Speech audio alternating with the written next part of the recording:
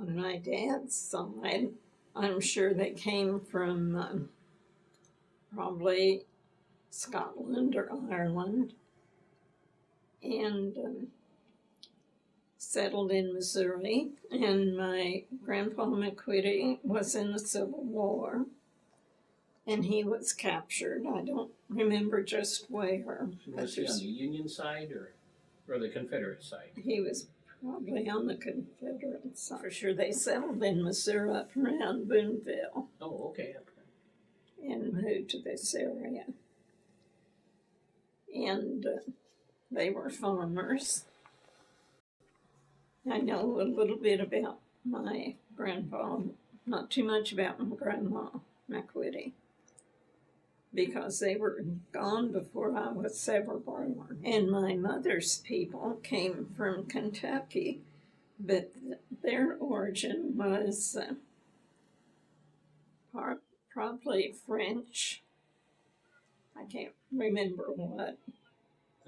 What are those? It's Huguenots. My grandpa Hazard, while he lived in Kentucky, raised fine horses.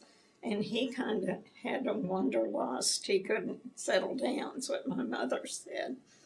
And they moved to Missouri and lived for a little while. Then he decided he wanted to go to Texas for some reason. So they moved to Texas. And they raised cotton. And every year the boll weevils or something got the cotton. They weren't very successful. And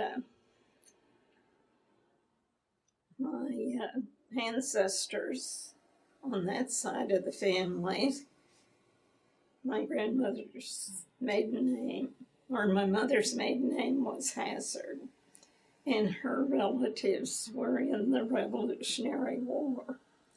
And my niece, Mary Helen, and really my sister, Hildreth, were interested in ancestry, and she checked all this out. And I went into Daughters of the American Revolution on John Hazard's lineage, but when Joyce wanted to go in, they wouldn't accept his lineage, so she had to go in on his son, Martin Hazard. But now they've gone back to where they'll take John Hazard too. And did they live in the South? They lived in Virginia. In Virginia. Yeah. I see.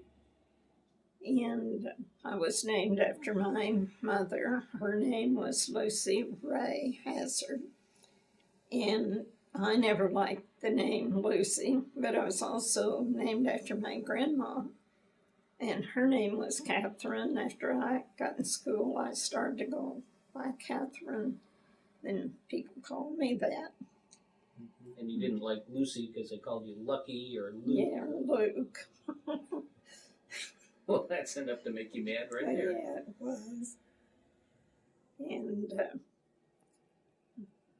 we lived on a farm. I think it was 240 acres. And my dad was quite a leader. He was into government and politics, and he wanted all his children to go to college, and he did send everybody to college that wanted to go.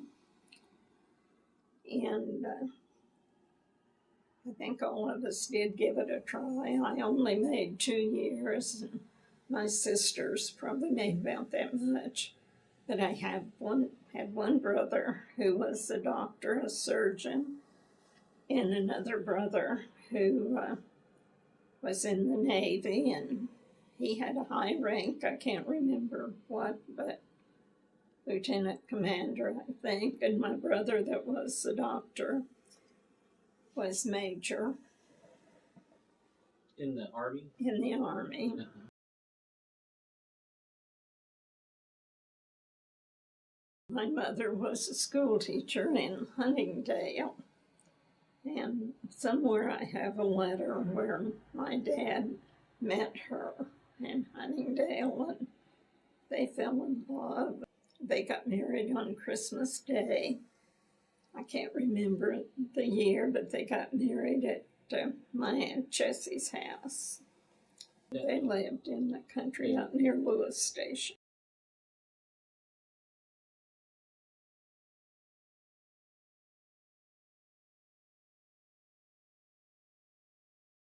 I had a half-brother, Howard, whose mother died when he was just a baby. His mom had TB, and he was raised by his grandparents till he was about 9 or 10. And then he came to live with my folks, and they always said the grandparents had him just spoiled rotten. And so he was kind of hard to live with. And my mother and dad had George first. Howard would have been living with the grandparents when George was born. And he got, I guess, too much for Grandma and Grandpa, so he came to live with Mom and Dad. After George was Hildreth and Helen, the twins, and everybody thought they were the cutest things they ever saw. And I'm sure they were really cute. And then came Margaret, and she always felt like people made on over the twins too much, and I'm sure they did. So that was hard for her. Then came Jim,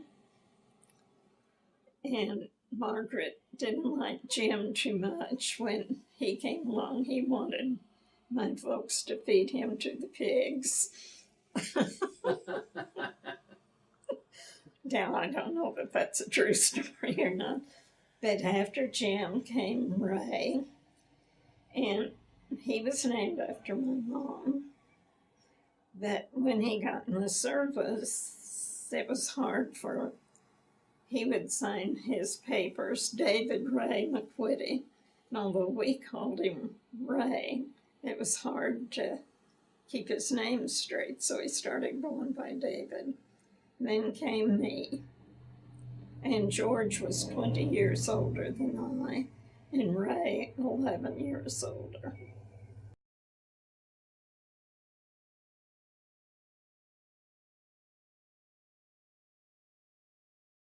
So Howard, your half-brother, married Lucretia, and they didn't have any kids. No, they didn't.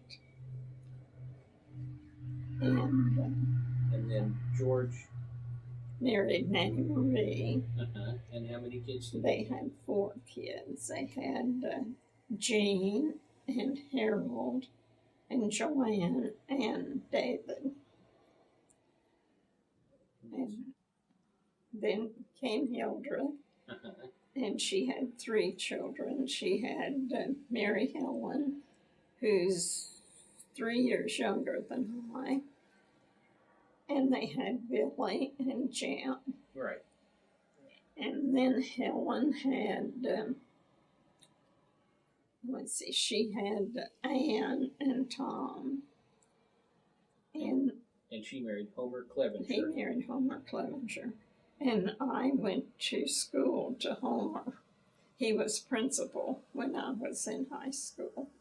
Now that's, I didn't know that. Didn't you? You had to stay out of trouble. Oh, I did.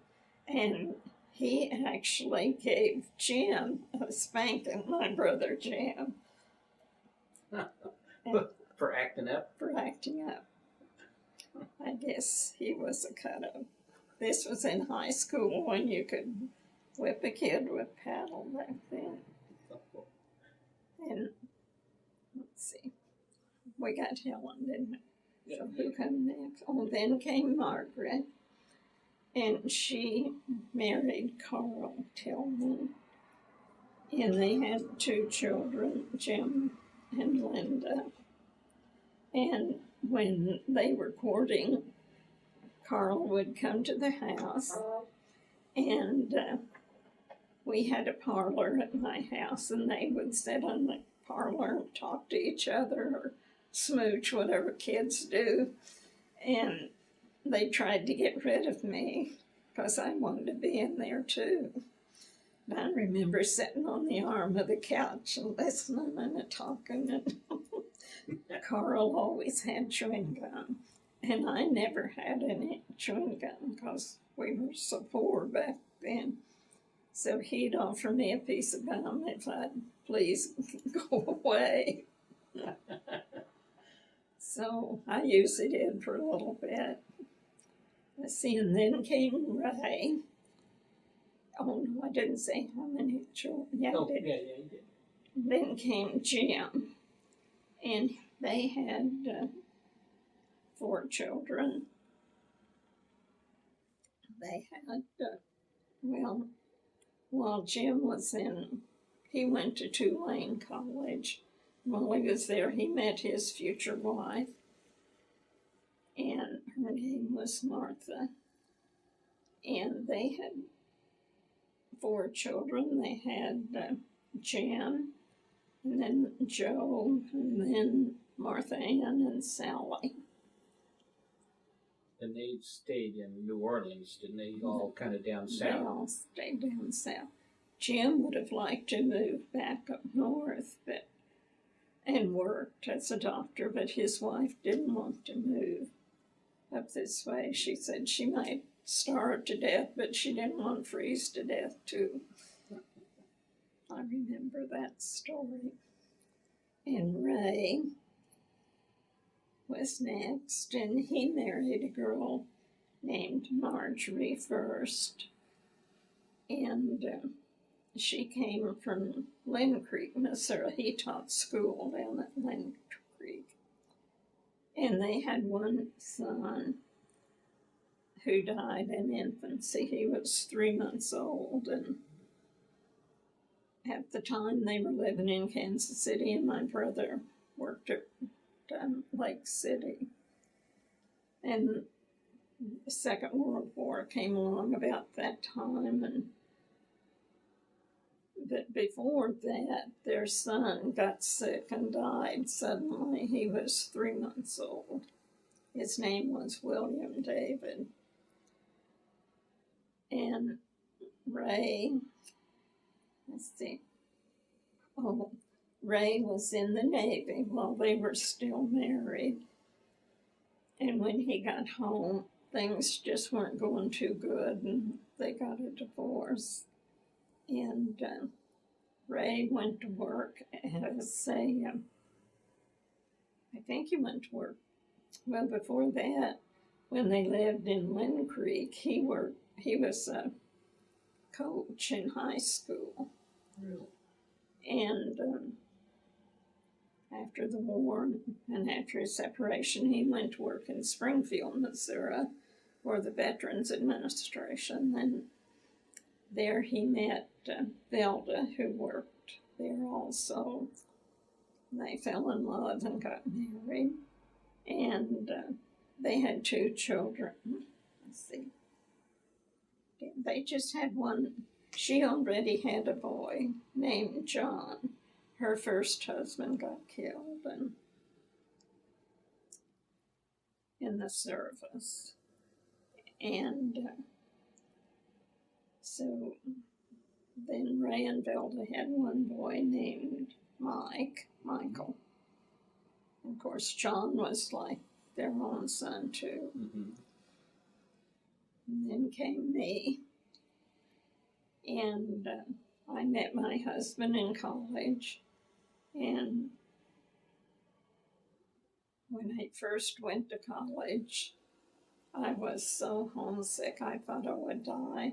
I roomed with my first cousin, and we were only like 20 miles from home, but we wanted to go home, but our folks wouldn't let us come home. We had to stay for, I forget how long, but we finally got kind of used to it. And which first cousin was it that you lived with? It's Helen Marie. Oh, Helen Marie Butcher was her name. And we're still good friends. We talk about once a month, and she remembers some of the funny things we did as children. She remembers when I threw the snowball and hit the teacher. Oh, that's a We good talked story. about that not too long ago. That the teacher lived with your parents? Yeah, my teacher lived with my mother and dad. Everybody was so poor back then, you just did anything to make a living. And my mother took in a school teacher As a boarder. as a boarder. She did his laundry and fed him 3 meals and a place to stay. And it was kind of unusual to have your teacher living with you. I don't think we walked to school together, anything, but he remained friends with my brother Ray all through the years. And while I was going to school to him, we were outside one day at recess when it was snowy and cold, and we were having a snowball fight. And I made the most wonderful snowball. I put a little chunk of coal in it or cinder or something. And I never was known for my athletic abilities, but by some hook or crook, I hid behind the coal house, I guess, and threw this snowball as hard as I could. Wouldn't you know it, it hit the teacher right in the face, went between his glasses and his face and broke one lens of his glasses. Well, I was mortified. I cried so loud that I guess that they could hardly have school. Anyway, he said, well, that was it. He was just going to throw me in the creek on the way home. I was just sure he was, and the weather was cold. But anyway, my cousin was talking about that the last time I talked to her, and she says that I told her I was going to see if my dad would buy me a horse so I could get home really fast every day. But I think she made that up. But anyway, I had a good life. I met my husband in college, and he was a good man. We had 3 children. We had John and Julie and Joyce. I got stuck on the J names, but I like those names. I've had a good life.